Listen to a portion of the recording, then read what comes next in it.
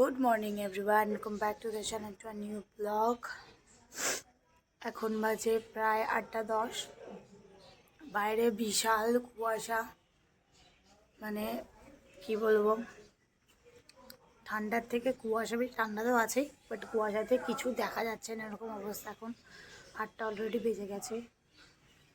তো আজকে আমি কাজ ছুটি নিয়েছি, কারণ আজ থেকে আমার আইবুড়ো বহুত খাওয়া শুরু।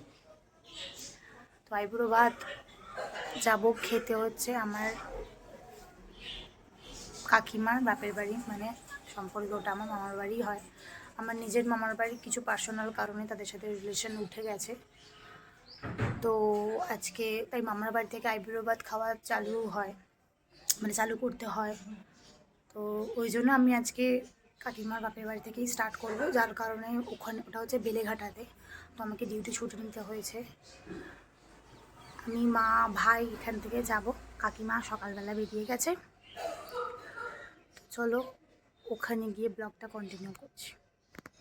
তো আইব্রো ভাতে আলতা পরতে হয়, তোমাকে কাকিমা বলেই ছিল বাড়ি থেকে তুই আলতাটা পরেই যাবি।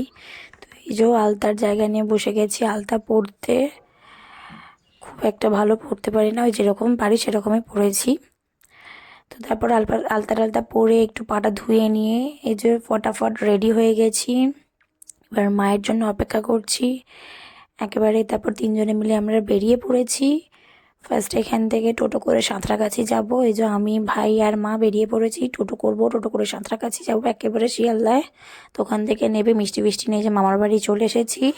ওখান থেকে গিয়ে একটু রেস্ট ফেস্ট নিয়ে তারপরে মানে কাকিমাদের ওখানে শীতলা মা আছে, খুব জাগ্রত। ওখান থেকে ফার্স্টে মায়ের আশীর্বাদ নিয়ে নিলাম, মাকে তারপর আমি আইবুড়ো ভাতে বসে গেলাম। তারপরে একে একে মামা দিদা সবাই মিলে আশীর্বাদ করতে বসে গেল।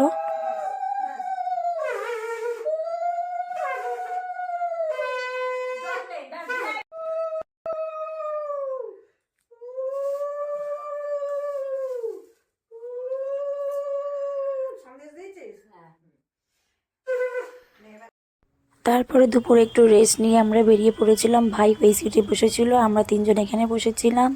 তারপরে বাসে করে বাড়ি চলে এলাম। আসার পথে একটা খুবই খারাপ, আমার চার্জারটা আমি বাসেতে ফেলে এসেছিলাম, কিছু করার নেই, ব্যাড লাক। ব্লগটা যদি ভালো লেগে থাকে প্লিজ লাইক, কমেন্ট